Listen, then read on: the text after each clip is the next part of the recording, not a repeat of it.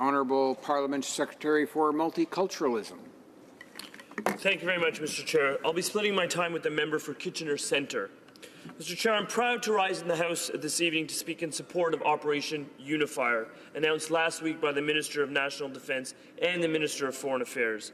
I rise today on behalf of my constituents in Parkdale High Park in support of this important mission. Mr. Chair, the constituents in my riding are engaged, informed and compassionate people. I take pride in the fact that Parkdale High Park is home to thousands of Ukrainian Canadians.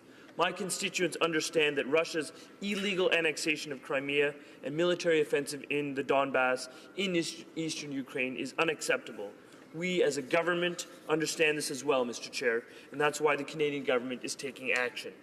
Through Operation UNIFIER, we are providing support to Ukrainian forces through capacity building and military training. Sharing Canadian knowledge and expertise is crucial to fully supporting Ukraine in its efforts to maintain its sovereignty, its security, and its territorial integrity against unjustified aggression at the hands of invading Russian forces in Crimea and the Donbass. Mr. Speaker, every single day the sons, daughters, mothers and fathers of Ukrainian Canadians are either being wounded or killed. As Ukraine's closest friend and ally, we, as Canadians, must prepare the Ukrainian people to properly defend themselves and reduce these casualties. That is why Canada is committing to capacity building and military training through Operation UNIFIER. And through this operation, Mr. Chair, we are sending a clear message to Ukrainians here and around the world that we as a government will stand shoulder to shoulder in solidarity with Ukraine and will continue to work to promote Ukraine's sovereignty, security, and territorial integrity.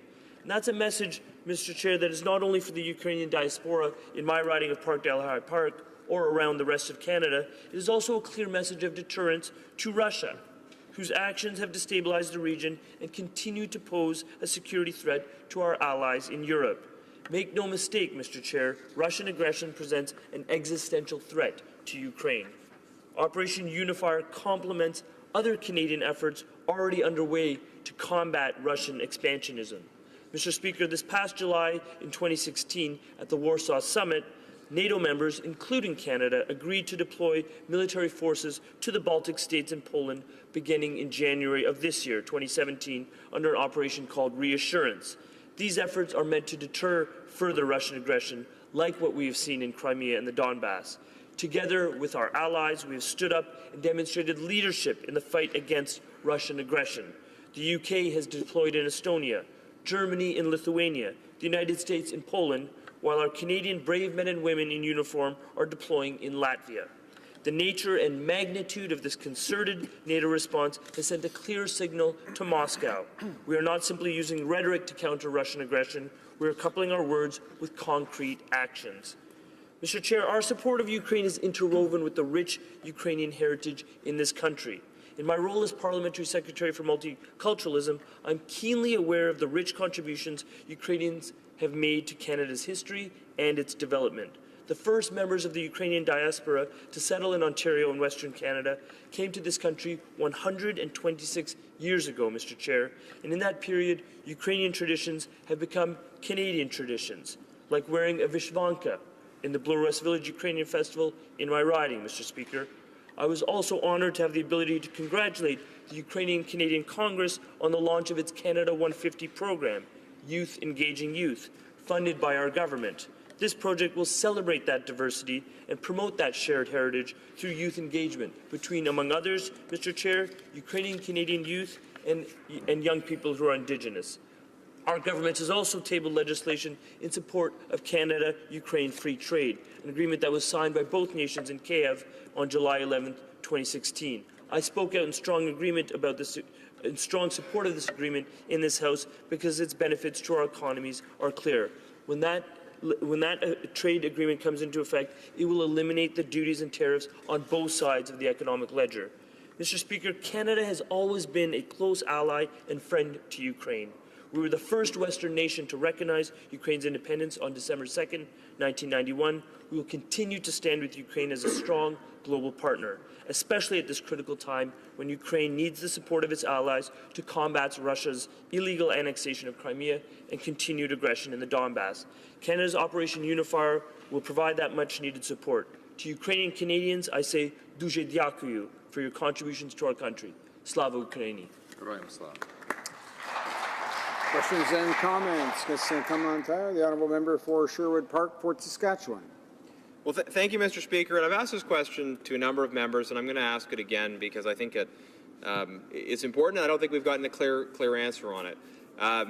Radar-stat satellite images. This is something that was provided under the previous government, withdrawn under this government. These are images that Ukrainian authorities tell us they want. And various explanations have been developed. Well, it may not be as useful as it once was. It's certainly true that Ukraine's military technology has improved significantly, and that's a great credit to the resilience of the Ukrainian state. But all of our information is that Ukraine still wants these satellite images. Now, we're sending Canadian brave men and women into this situation. Why wouldn't we provide them, as well as provide Ukraine with the greatest possible support, and share satellite images that we have, that they want, that they say would make a difference? Parliamentary Secretary for Multiculturalism. Thank you, Mr. Chair, and I thank my friend opposite for this question. And it's important to underscore that there is a lot of commonality on both sides of the House, particularly on this issue, which is indeed one that is not partisan in terms of our steadfast support as a nation behind Ukraine.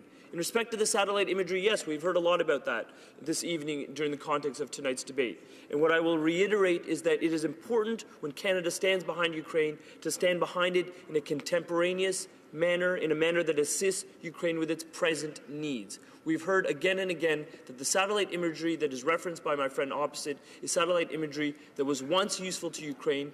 Its utility has become reduced. It is not as timely or as critically required by Ukraine as was once the case. And what we are working to do as a government is match the current needs of Ukraine with what Canada is able to provide. Some comments. Honourable Député de Charlebourg-Saint-Charles. The Honourable Member. Thank you, Mr. Chair. I have a question from my colleague with regards to weapons to which Ukraine has no access. Canada has sent C-7s, C-9s, Javelins to Iraq, and so why does Ukraine not have access to these weapons? The Honourable Parliamentary Secretary to Multiculturalism. Thank you. I appreciate the question of the Honourable Member. I would like to highlight that when we help Ukraine, we help them in consultation with their government. When we discuss the situation of defence weapons, and when we talk about satellite imagery, it is always with full consultation with the Ukrainian government. That was also the case with the Free Trade Agreement, and that is what we're doing now with Operation UNIFIER. Thank you. The Honourable Member for Etobicoke Centre.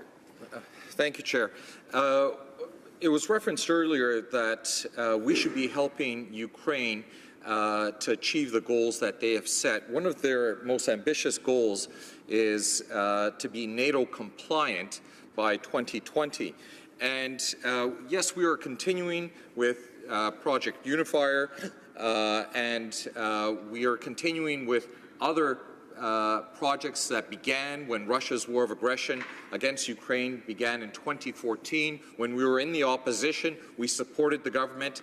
Today, we're glad that the opposition is supporting us as we continue this vitally important project. But there are new projects that we've commenced. And one of those is the Defense Reform Advisory Board. And the former Assistant Deputy Minister of Defense, Jill Sinclair, is our representative there. And this board will be directly engaging with the President, the Chief of Staff of Ukraine's military, and helping them to become NATO compliant. Should this new project not be one of our priorities? Parliamentary Secretary for Multiculturalism.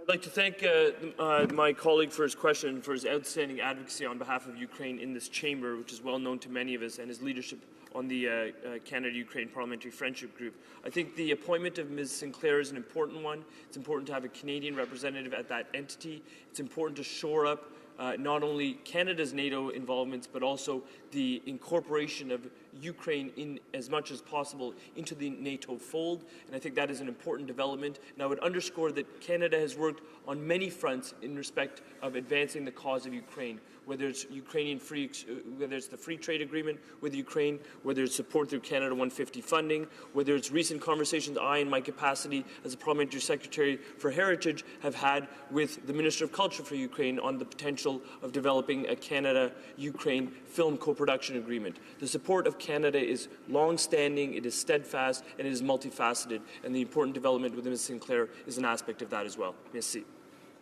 Resuming debate.